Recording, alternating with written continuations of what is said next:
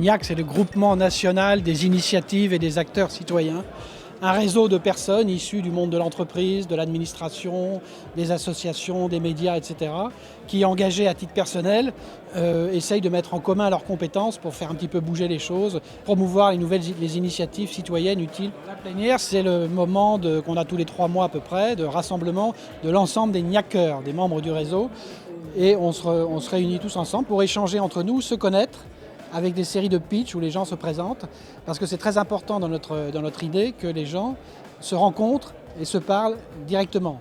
Je suis en Térévie avec des amis là, qui sont ici, et ça c'est aussi quelque chose qui me tient à cœur, c'est de rebâtir le patrimoine et essayer de faire en sorte que des jeunes s'y insèrent. Voilà. Donc tout ça c'est une vague jeune, c'est à la fois de dire la France elle est diverse comme on le sait toujours, mais à la fois je pense qu'il faut faire du plus humain avec les quartiers et il faut continuer. Notre approche c'est de chercher des vrais employeurs, on ne fait pas de salon, pas de forum, on ne fait pas dans l'édulcoré, on fait dans du simple, pas du cocktail, il n'y a pas besoin de cocktail, et ça marche. Simplement, à plusieurs, on est plus fort. Quand je suis tombé à la retraite, je me suis aperçu avec stupéfaction que le discours qui était fait sur les seniors, les vieux, les retraités, dans les politiques proposées, était uniquement « vous inquiétez pas, vous allez être pris en charge quand vous aurez Alzheimer ». Dans le cadre du réseau rural français, on a monté un projet qui s'appelle Hors Gris, Seniors, acteurs des territoires. Quand on a discuté avec Thierry, alors au départ on était un peu sec financièrement, et puis on s'est un petit peu renfloué parce qu'il y a des gens qui ont cru en nous et qui nous ont donné 20 millions d'euros pour pouvoir lancer ça à l'échelle mondiale. Donc on est en train de maximiser très rapidement la montée en charge. Et on s'est dit, ce que l'on va faire, en tout cas dans notre contribution en partie française, c'est de pouvoir donner aux quartiers populaires, et notamment les entrepreneurs des quartiers populaires, des outils.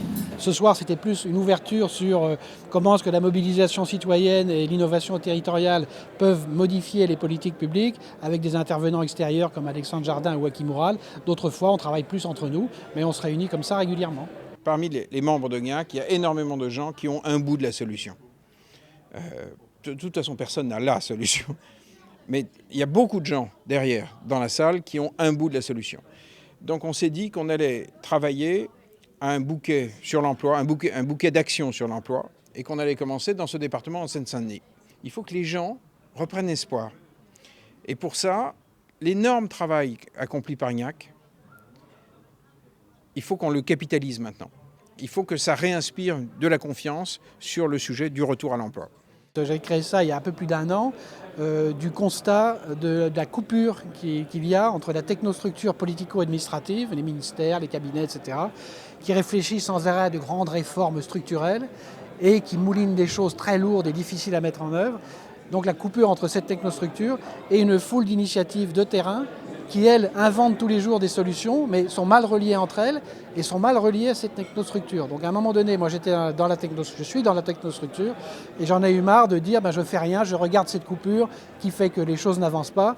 Je dis finalement on va se prendre par la main et on va faire nous-mêmes essayer de faire le lien. C'est pour ça que dans GNIAC, on a des fonctionnaires aussi qui ont envie de bouger. Alors, ils respectent leur code professionnel à l'intérieur de leur administration, mais en tant que citoyens, ils ont le droit aussi de mettre leurs compétences à la disposition d'un réseau et d'initiatives de terrain pour faire un petit peu bouger les choses. Donc c'est comme ça que c'est né. Alors maintenant, l'étape suivante, c'est d'arriver quand même à ce que sur les territoires, là où il y a des membres de GNIAC, des petits groupes locaux se mettent en place pour essayer de fluidifier les partenariats, mettre un peu d'imagination, soutenir les initiatives.